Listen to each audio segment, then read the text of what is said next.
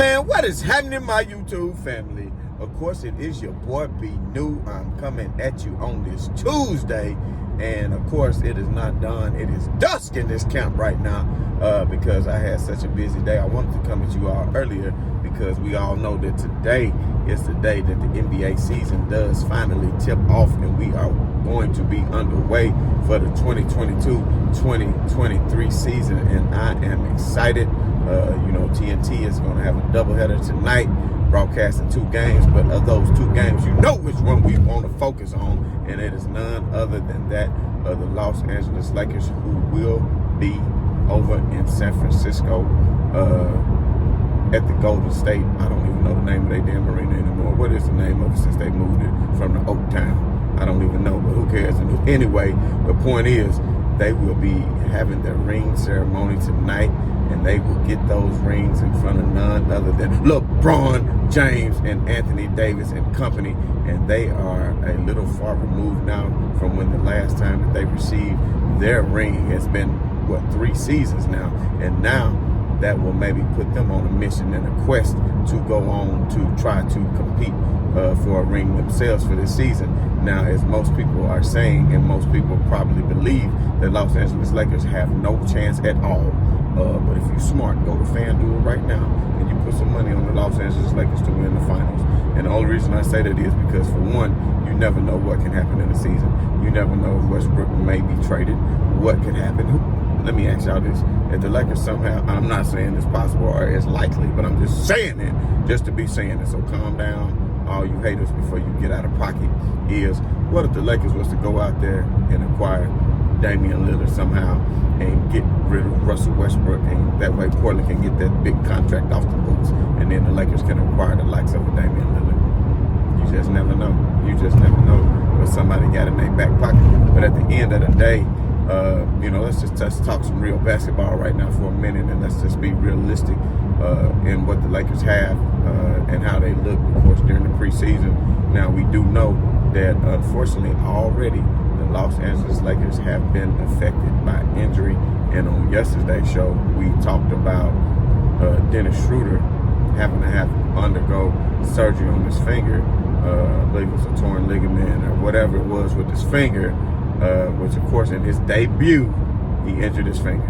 Ain't that just lovely? So, no Dennis Schroeder, which that is a blow to the Lakers to me, because even though they are, they have a pretty, I won't say stacked backcourt, because stacked mean you cold, but you know what I mean? They got a pretty deep backcourt, let's say, so it's not as bad. But the Lakers signed Dennis Schroeder in a attempt to help shore up the problems they had in the backcourt because of all the turnovers and the poor decisions and bad shots by none other than A1 Russell Westbrook. So, let's just see how that goes now that Dennis Schroeder is out.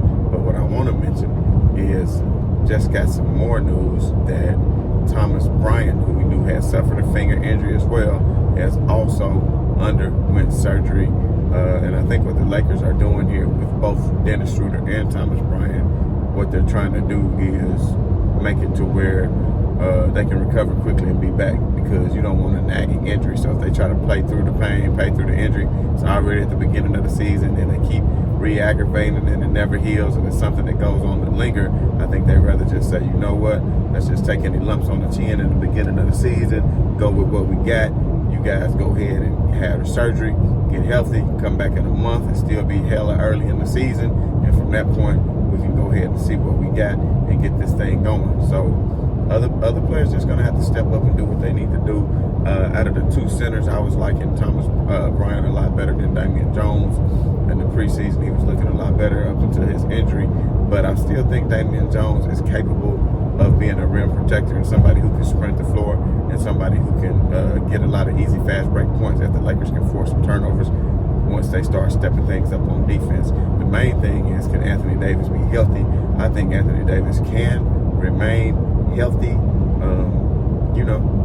I just feel like a lot of the injuries he had last year were, LeBron accidentally pushing a player into his knee, messing him up like that, and the way he landed, so he's looking healthy. He's developed a new diet, a new workout regimen. He's been in the gym. His shot has been looking a little more crisp and clean. You did say that he had a wrist injury last year that he didn't tell a whole lot of people about, that he was going through, and that's why his shot was looking pretty terrible, as we all know. And he shot the lowest from his career from three-point line at 19%. So we know Anthony Davis is going to have to improve that, and we look for Anthony Davis to have, a lot of people are saying, an MVP type season. So if he can come out there, and now that you have a coach like Darvin Ham instead of that of a dumb Frank Vogel, then you have somebody who can maybe go out and make some adjustments to the lineup, especially defensively, and not depend everything on rotation, and have some people be responsible and play their man straight up, in these type of situations. So what I'm looking for out of the Lakers tonight is not necessarily a victory. Do I think they can go out and get a victory tonight?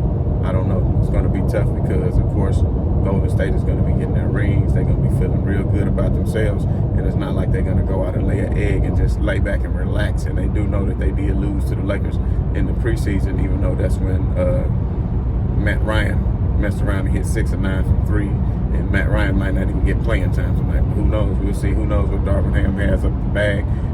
But, Matt Ryan isn't somebody who you can necessarily trust on the defensive end of the basketball either. So, of course, Nunn is out. So, just as far as the injury report, Nunn is definitely playing, and he's going to be much needed addition because, of course, as we all know, the Lakers were missing him last season. Not Nunn is out, but Troy Brown. Troy Brown is out. I think he has some back issues as well. So, if I had to take a guess on what the starting lineup for tonight is, I don't know if they've announced the starting lineup yet. I don't think they have. But the starting lineup, I think is going to be Russell Westbrook, even though he was having some hamstring issues supposedly when he came off the bench for the Lakers preseason finale on Friday night. But I say Russell Westbrook will be the starting point guard. Look for Pat Bev to play that 2 spot. And I'm guessing Lonnie Walker is going to be inserted in that 3. They're going to go a little small. Lonnie Walker is somebody who's looked good in the preseason, and somebody who's capable of finishing at the rim, also creating for others, also finishing fast breaks, and also capable of creating baskets for himself and playing off the dribble.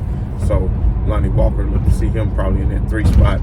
LeBron James probably in that 4, and AD in that 5 is probably what I'm thinking Ham is going to go with to start and to finish games.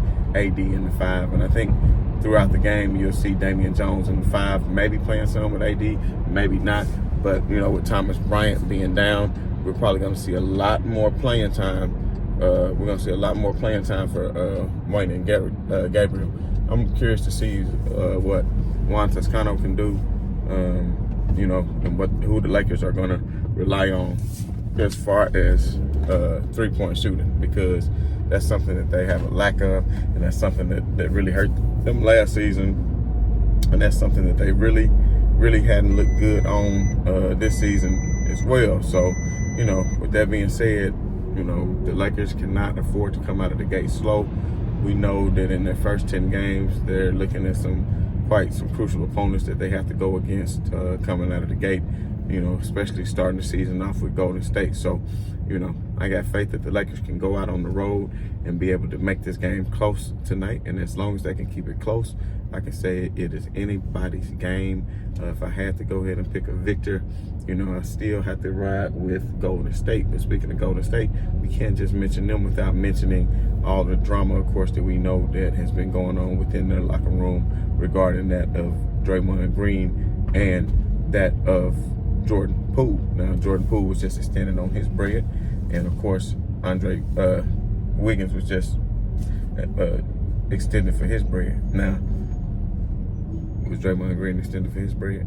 I don't think so. So is that going to cause even more frustration for Draymond, thinking I'm the veteran, I'm the one who got us these rings, So let me go out here and prove to you all that I deserve an extension too, and I'm not a cancer to the locker room. I'm the one who actually holds this thing together, and I'm the one who's been delivering up on championships. You understand me? So is that something Draymond is going to do? So it's going to be an interesting dynamic. Can they get back to playing championship level basketball with Jordan Poole having gone through that with Draymond Green? Because we all know what happened after Draymond Green and KD had that, and that was just words. And that thing didn't seem to ever get right as far as chemistry on the court. So, got to see if that is something that's going to affect Golden State. Who knows? Because you might be going up and down the court, and you got somebody like Pat Bev out there. He might be guarding up Jordan Poole and might be like, hey, man, we beating your ass just the same way Draymond did. You know what I'm saying? Or anything like that. So then at that point, you got to realize then what's going to happen. Is he going to get in his head? Is Jordan Poole going to react to where he can play better? I mean, who knows? But it's going to be interesting to say the least. Regardless, I'm very excited about the tip-off of the season. Of course, as always, we're going to have our feedback on tomorrow after we watch the game. And, of course, have some post-game analysis on tomorrow just as we evaluate the Lakers game by game and throughout the season. And, of course, not only that, evaluate Darvin Ham and his coaching performance in his debut tonight as he is to take on the Golden State Warriors in his inaugural, his first, hopefully, of many games as the head coach of the Los Angeles Lakers. So I want everybody who not normally with me to join in, subscribe if you haven't already, hit that bell, hit that like, hit that share, and come join me for the season, man. We're gonna have a good time. We're gonna not only talk about the Los Angeles Lakers, we're gonna talk about every game that we can, and of course the NBA season news and notes, as I call it. So of course this has been your boy B New. As always, man, just want to say right on to the real, and much love to these haters. I'm out.